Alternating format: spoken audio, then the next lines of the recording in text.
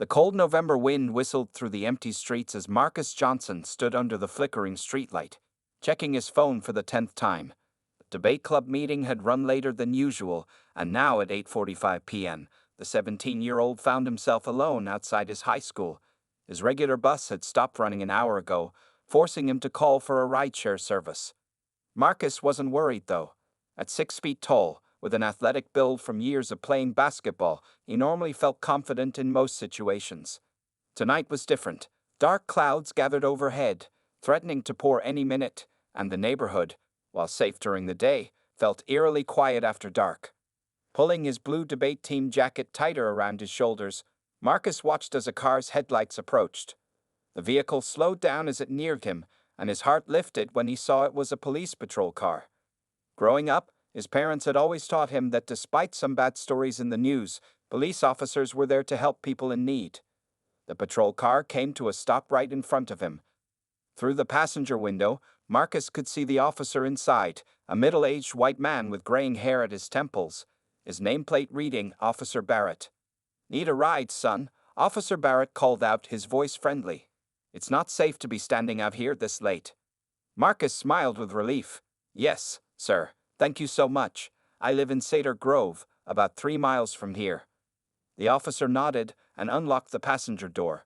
Marcus quickly slipped his phone into his jacket pocket, noticing it was still recording from when he'd been practicing his debate arguments earlier. He didn't bother to stop it as he reached for the door handle. The moment Marcus settled into the passenger seat, the atmosphere in the car changed dramatically. Officer Barrett's friendly expression disappeared as he took a better look at Marcus's face under the car's interior light. His jaw tightened, and his eyes narrowed. "Cedar Grove, huh?" Officer Barrett's tone had turned cold. "That's a mighty nice neighborhood. What's someone like you doing there?" Marcus felt his stomach tighten at the sudden change. He'd experienced this before, the subtle and not-so-subtle assumptions people made about him because of his skin color. Keeping his voice steady, just like his parents had taught him, he replied, "I live there with my parents, sir. My father is an attorney, and my mother." "Listen here," Officer Barrett cut him off sharply. "I know what's going on. You're probably up to no good, hanging around this neighborhood at night. I bet if I run your name, I'll find something interesting." "Sir, I was just at debate club practice. You can call the school to verify." "Get out," Officer Barrett demanded, his hand moving to rest on his holstered weapon. "I don't have time for your stories. This isn't your neighborhood, and I'm not your personal taxi service." Marcus's heart pounded in his chest, but he remained calm on the outside. His father's words echoed in his head. "Stay calm, stay respectful, and document everything." He could feel his phone still recording in his pocket as he slowly reached for the door handle. "But sir, it's about to rain, and I'm 3 miles from home." Marcus tried one last time, even as the first drops of rain began to hit the windshield. "Out. Now." Officer Barrett's voice left no room for argument. "And don't let me catch you wandering around here again." Marcus stepped out of the patrol car, and before he could even close the door properly, Officer Barrett sped away, leaving him standing alone in the now steadily falling rain.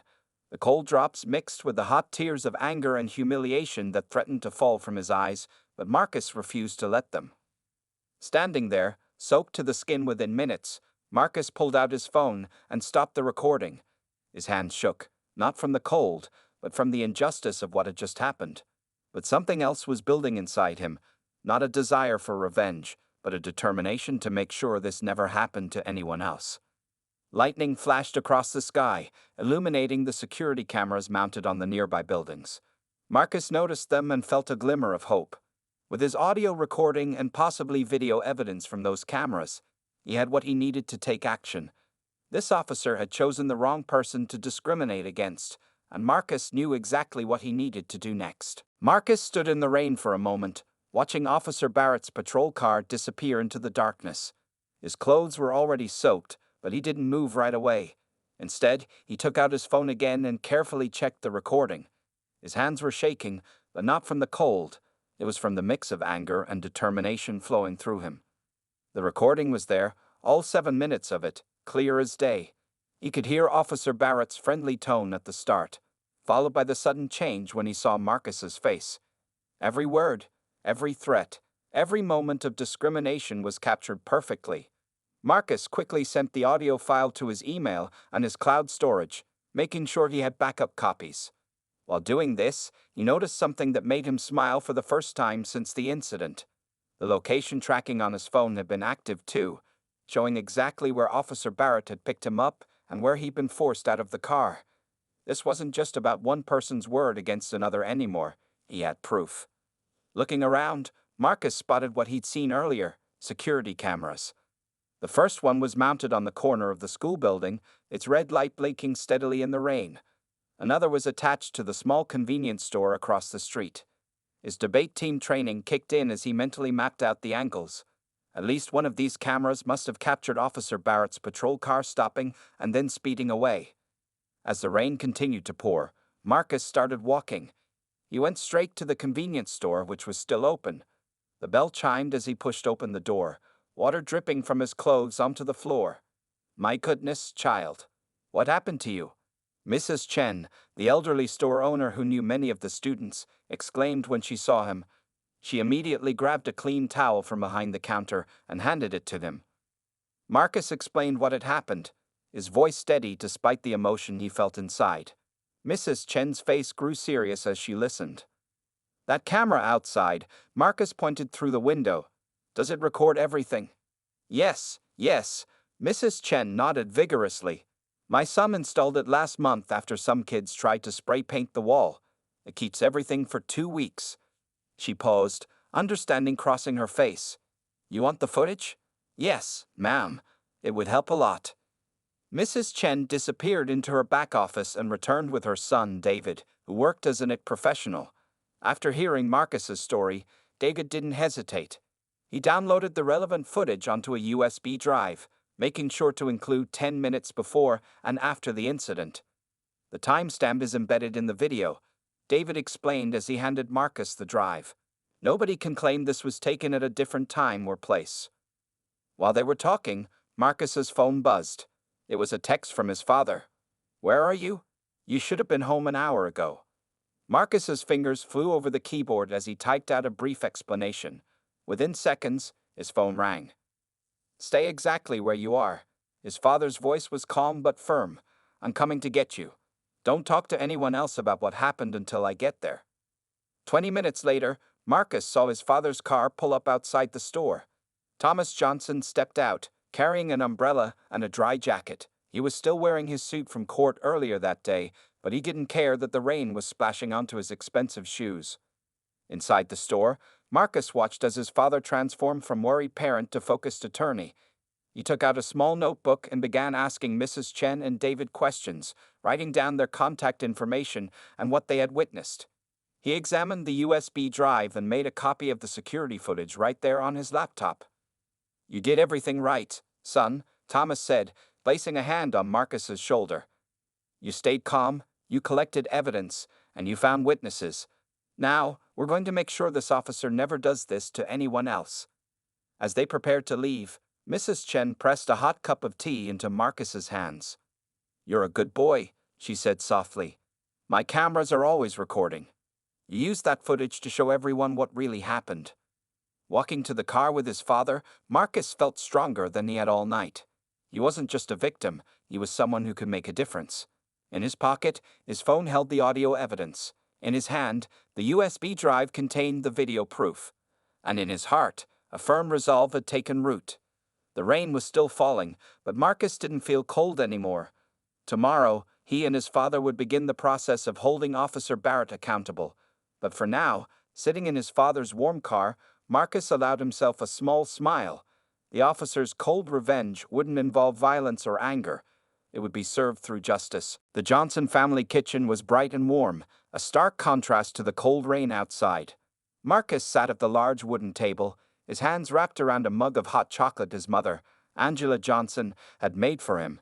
He had changed into dry clothes, but the memory of being thrown out of the police car still felt fresh in his mind. Angela Johnson stood behind her son, her hands gentle but firm on his shoulders. As a city council member, she had heard many stories of police misconduct, but having it happen to her own son made her blood boil. Still, She kept her voice calm as she listened to Marcus play the audio recording for the third time. "Play that part again," Thomas Johnson said, leaning forward in his chair. He had his laptop open, taking detailed notes as the recording played. Officer Barrett's voice filled the kitchen once more, his hostile tone clear as day. "This isn't your neighborhood. I'm not your personal taxi service." "That's textbook discrimination," Thomas muttered, his fingers flying across the keyboard. "Combined with the security footage from Mrs. Chen's store, we have everything we need to file a formal complaint." Just then, Marcus's phone buzzed. It was a message from Mr. Rodriguez, his debate team coach. "Are you okay? You left pretty late tonight. Did you get home safe?" Marcus looked at his parents before responding. His mother nodded. "Tell them what happened. Mr. Rodriguez has always been in your corner." Marcus typed out a brief explanation of the evening's events. Within minutes, his phone rang.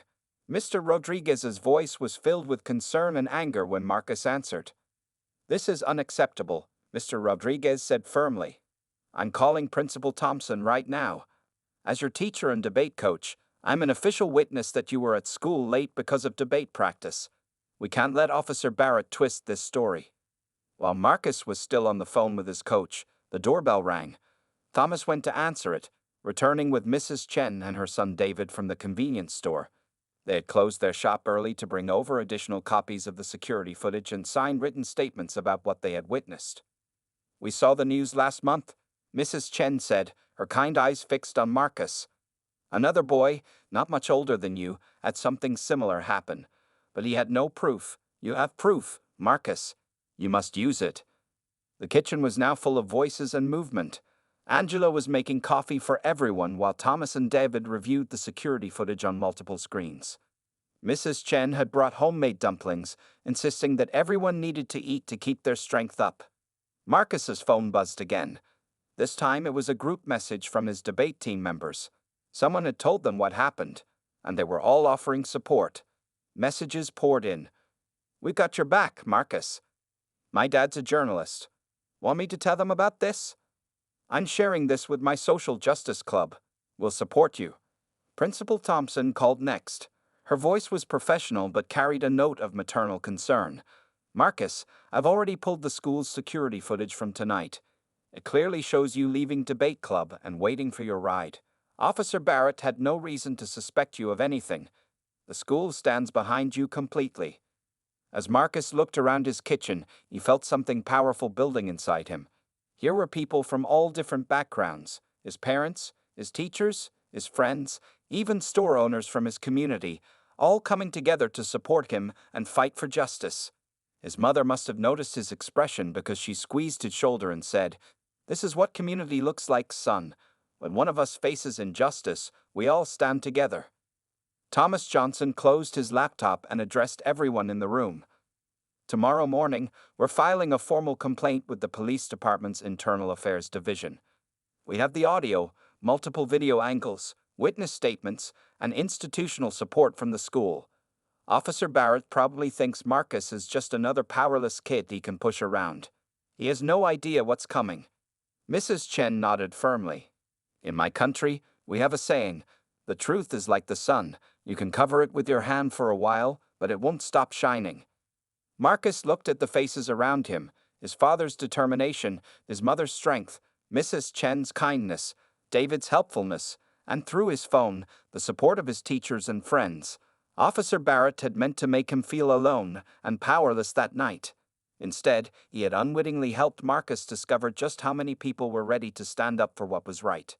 The rain outside had finally stopped, and through the kitchen window, Marcus could see stars beginning to peek through the clouds. Tomorrow would be a new day, and with all these people behind him, the police station's main lobby was busy when the Johnson family walked in the next morning. Marcus walked between his parents, holding a thick folder containing all their evidence. He wore his debate team jacket and kept his head high, just as his mother had suggested. "You done nothing wrong," she had reminded him. "Walk in there like you belong." Officer Rita Martinez sat across from them in the Internal Affairs interview room. She was a veteran investigator with 15 years of experience, and her face remained neutral as she played Marcus's audio recording for the first time. However, her eyebrows raised slightly when she heard Officer Barrett's tone change so dramatically. "And you have video evidence to support this?" Officer Martinez asked, her pen hovering over her notepad. Thomas Johnson pulled out his laptop. "We have footage from 2 different security cameras," he explained, playing the video from Mrs. Chen's store. The timestamp clearly showed Officer Barrett's patrol car stopping, Marcus getting in, and then being forced out minutes later in the rain. "There's more," Marcus added quietly. He pulled out his phone and showed her his ride-sharing app history. "I had called for a car. That's why I was standing there. I have the confirmation email." Officer Martinez nodded slowly, making detailed notes. "This is very thorough documentation," she said. Just then, her phone buzzed. She checked it and looked up with increased interest. The school principal just emailed us their security footage as well. As they talked, activity outside the interview room increased. Through the glass walls, Marcus could see several officers gathering around a desk, looking at computer screens. He recognized Mr. Rodriguez, his debate coach, talking to another investigator. "Your coach is giving his statement," Officer Martinez explained. "And we've had 3 other people call this morning about similar incidents involving Officer Barrett." Angela Johnson leaned forward. "Other incidents?" she asked, her city council member instincts kicking in. Officer Martinez pressed her lips together, considering what to share. "I shouldn't discuss ongoing investigations, but since you filed a formal complaint," she pulled out a file. "In the past 6 months, there have been several informal complaints about Officer Barrett's behavior during traffic stops and civilian interactions, but none had this level of evidence." The door opened, and a tall man in a police captain's uniform entered. "Mrs. Johnson," he nodded to Angela, recognizing her from city council meetings. "I'm Captain Williams. I just reviewed the initial evidence, and I want you to know we're taking this very seriously." Marcus watched as Captain Williams pulled up a chair. The captain's next words surprised him. "Son, I want to thank you for how you handled this situation," Captain Williams said directly to Marcus. "No citizen should ever be treated this way by an officer, but your response, staying calm, gathering evidence, and reporting it properly, that's going to help us make real changes." Just then, Officer Martinez's computer pinged with a new email. She read it quickly, her eyes widening slightly. The local news station just submitted a public records request about Officer Barrett. Apparently, someone sent them an anonymous tip about this incident. Marcus thought about his debate team's group chat from last night. He had a pretty good idea which friend's journalist parent might have received that tip. Captain Williams stood up. "Officer Barrett is being called in right now. They'll be placed on administrative leave pending a full investigation." He turned to Marcus again. "Would you be willing to make a formal statement on camera? Everything you provided so far is textbook perfect for our investigation." For the next 2 hours, Marcus told his story multiple times to different investigators. Each time, he stayed calm and stuck to the facts, just like he'd learned in debate club. His parents sat proudly beside him as he spoke. During a short break, Marcus checked his phone. The story had already hit social media. His debate team members had mobilized their various school clubs, the Social Justice Club, the Student Council, and even the school newspaper were all sharing information about police accountability and citizen rights. "You've started something important here," Officer Martinez said as they prepared to leave. "This isn't just about one incident anymore. Your evidence has given others the courage to come forward." As they walked out of the station, reporters were already gathering outside. Thomas put his arm around his son's shoulders. "Remember," he said quietly, "this is how real change happens. Not through revenge or violence, but through truth, evidence, and the courage to stand up for what's right." Marcus nodded, standing tall as they walked to their car. Officer Barrett had thought he was punishing a powerless teenager that rainy night. Instead, he had sparked a movement that would bring about changes he never expected. The next 3 days passed like a whirlwind. Marcus sat in his living room, watching in amazement as his story played on the local news channel. But what happened next surprised everyone. His story had opened a floodgate of similar complaints against Officer Barrett. "Another victim has come forward," the TV reporter announced. Michael Torres, a college student, claims Officer Barrett left him stranded at a gas station last month after questioning his presence in an upscale neighborhood. Marcus's mother Angela was on her laptop, scrolling through dozens of emails. Since the story broke, her city council office had received numerous messages from people sharing their own experiences with Officer Barrett. "Look at this," Angela called out, her voice tight with concern. She turned her screen to show Marcus and his father. A woman named Sarah Chen, no relation to our Mrs. Chen, sent security footage from her restaurant. It shows Officer Barrett harassing a group of Asian teenagers 3 weeks ago. Thomas Johnson spread several papers across the coffee table. As a civil rights attorney, he had requested Officer Barrett's service record through official channels. What he found was disturbing. 27 complaints in 5 years, Thomas read from the documents. But most were dismissed because there wasn't enough evidence. The people he targeted usually didn't have recordings or witnesses. Just then, Marcus's phone buzzed. It was a message from David Chen, who had become something of a tech expert for the case. "You need to see this," the message read, followed by a link to a social media post. The post was from a former police intern named Jenny Martinez. She wrote about how she had witnessed Officer Barrett's discriminatory behavior 2 years ago while working at the station. She had reported it to her supervisor, but nothing was done. Now, inspired by Marcus's courage, she was finally speaking out publicly. The doorbell rang. It was Mr. Rodriguez, Marcus's debate coach, carrying a thick folder. "Marcus," he said, his face serious, "remember how I said this reminded me of something? I went through old school records. 7 years ago, when I first started teaching, one of my students had a similar run-in with Officer Barrett. The student transferred schools afterward because he was so traumatized." As they talked, more messages poured in. Marcus's debate team had created a secure online forum where people could share their experiences with Officer Barrett. The responses were overwhelming. A group of college students reported being harassed while studying in a park. An elderly man described being mocked when he reported suspicious activity in his neighborhood. A young doctor told about being pulled over repeatedly on his way to night shifts. Captain Williams called in the afternoon. "This is bigger than we initially thought," he admitted. "We're expanding our investigation. Officer Barrett's dashcam footage from the past year is being reviewed, and we're interviewing his former partners." One of those former partners, now retired, agreed to speak on camera. "I requested a transfer after 3 months working with Barrett," the retired officer revealed. "His behavior made me uncomfortable, but back then, we didn't have body cameras or phones recording everything. It was his word against civilians." By evening, national news networks had picked up the story. They weren't just talking about Marcus's incident anymore. They were exposing a pattern of behavior that had gone unchecked for years. Mrs. Chen visited again, bringing dinner for the family. As they ate, she shared something surprising. "My cousin owns a shop in the next town," she said. 2 years ago, Officer Barrett gave him a ticket for suspicious behavior, just for restocking his store late at night. We thought we were alone then. Now we know different." Marcus sat quietly, taking it all in. What had started as one terrifying night in the rain had become something much bigger. His evidence hadn't just proved his own story, it had given others the courage to speak up too.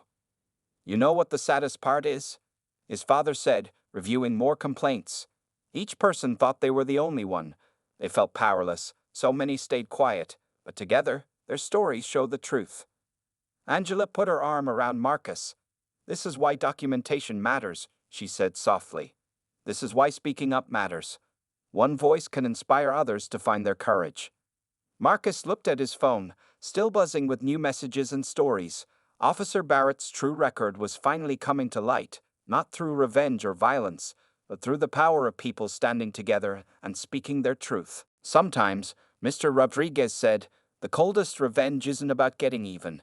It's about bringing hidden things into the light where everyone can see them.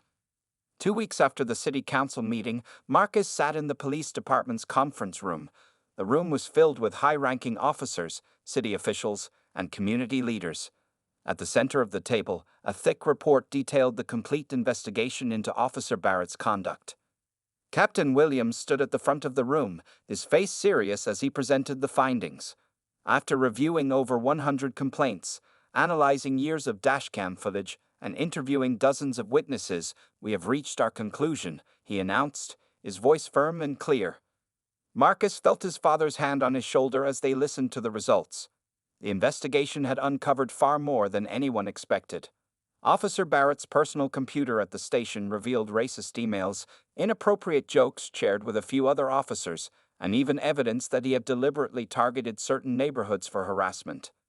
Based on our findings, Captain Williams continued, Officer James Barrett has been terminated from his position, effective immediately.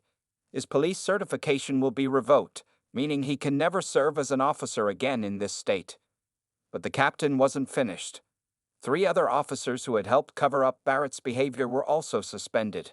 The department's training program was being completely restructured. New supervisors were being appointed to monitor patrol activities. As the meeting progressed, Marcus noticed Mrs. Chen dabbing tears from her eyes. Her son David sat next to her, recording everything on his laptop. They had become key members of the new Civilian Oversight Committee. Now, Captain Williams said, turning to face Marcus directly, we have something else to address. He pulled out an official-looking document. The department would like to offer you a formal apology, Marcus. What happened to you was wrong, and we failed in our duty to protect and serve. The apology was read aloud, acknowledging not just Marcus's experience, but the department's failure to address similar complaints in the past.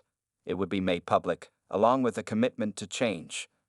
After the formal proceedings, Marcus was surprised when several young officers approached him. Your story changed things here, one of them said quietly. Some of us saw problems but didn't know how to speak up. Now we have proper channels to report misconduct. Angela Johnson, wearing her city council member badge, was discussing the new community policing programs with other officials. The changes were already showing positive results. Complaints were down, and community trust was slowly building. Just then, Marcus's phone buzzed. It was a message from Michael Torres, the college student who had been one of Barrett's victims. Turn on the news, the message read. Someone quickly pulled up the news on a laptop. A reporter was standing outside a courthouse in a neighboring city. Following the Barrett case, the reporter announced, 3 other police departments have launched similar investigations. A statewide review of police conduct policies has been ordered. Thomas Johnson smiled at his son. You see, he said softly, sometimes justice works slowly, and when it works right, it changes everything. As they were leaving the police station, they saw a group of new police recruits arriving for training. Their instructor was Jenny Martinez, the former intern who had spoken up about Barrett. She had been hired to teach the new community relations program. Hey Marcus, Jenny called out. Would you be willing to speak to my class next week? They need to hear your story, not just what happened, but how you handled it. Marcus nodded, remembering that rainy night that seemed so long ago now. I'll tell them everything, he said. How to recognize wrong, how to stand up to it, and how to make things right. Outside, reporters were waiting to hear about the investigation's results. But before facing the cameras, Marcus pulled out his phone and sent a message to his debate team. Justice served, he wrote. Not through revenge, but through truth. Mrs. Chen approached him with a small package. Inside was a framed copy of the first complaint form he had filed, along with a note that read, Sometimes the biggest changes start with one person brave enough to speak up. As Marcus prepared to address the waiting reporters, he thought about Officer Barrett.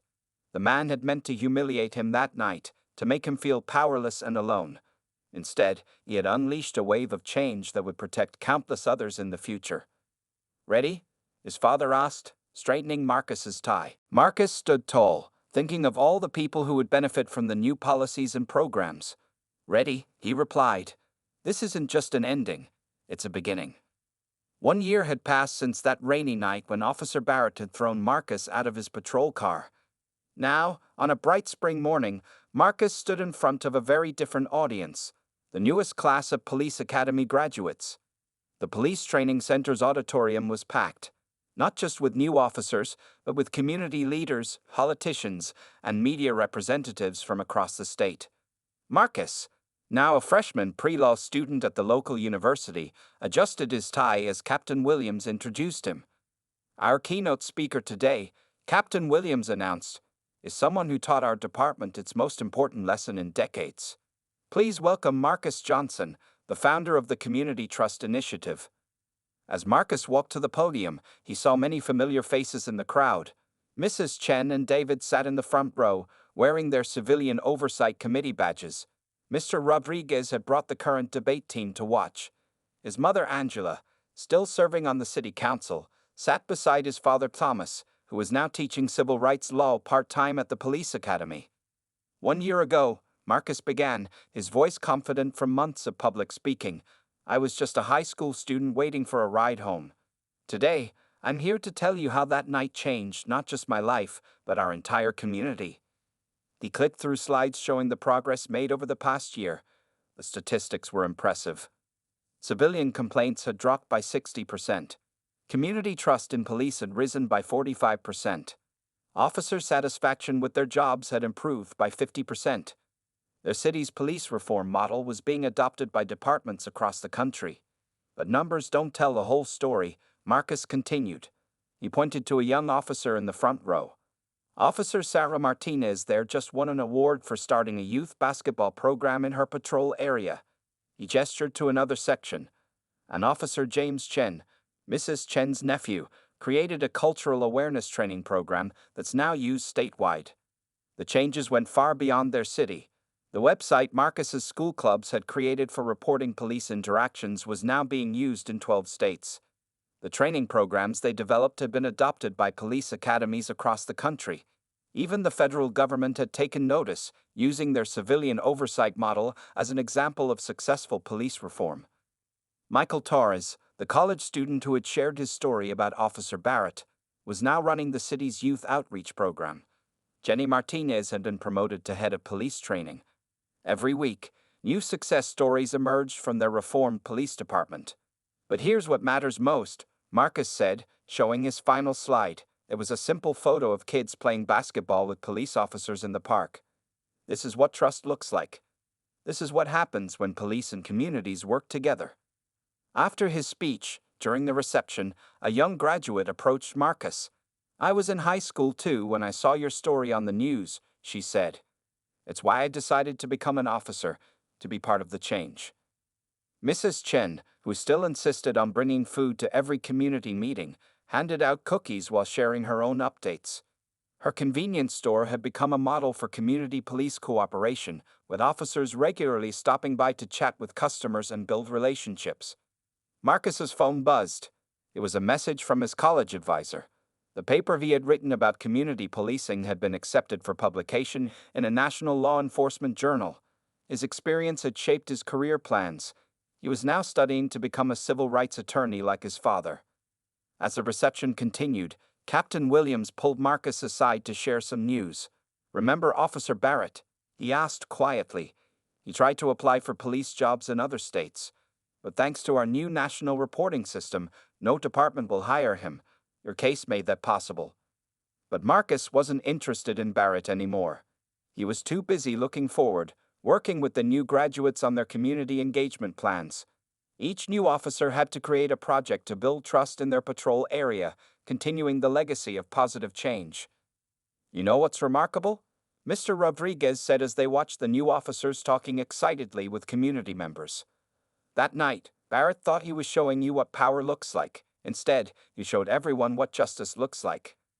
As Marcus prepared to leave, a group of high school students asked to take photos with him. They were part of a new youth police advisory board, another program born from the changes he had helped create. Any advice? One student asked him. Marcus smiled, remembering that rainy night that felt so long ago now. Yes, he said. Remember that the best revenge isn't about getting even. It's about making things better. Not just for yourself, but for everyone who comes after you. Looking around the room full of new officers, community leaders, and young activists, Marcus knew that the real victory wasn't in punishing one bad officer. It was in creating a system where such incidents would become increasingly rare and where justice would be served not through revenge, but through positive, lasting change.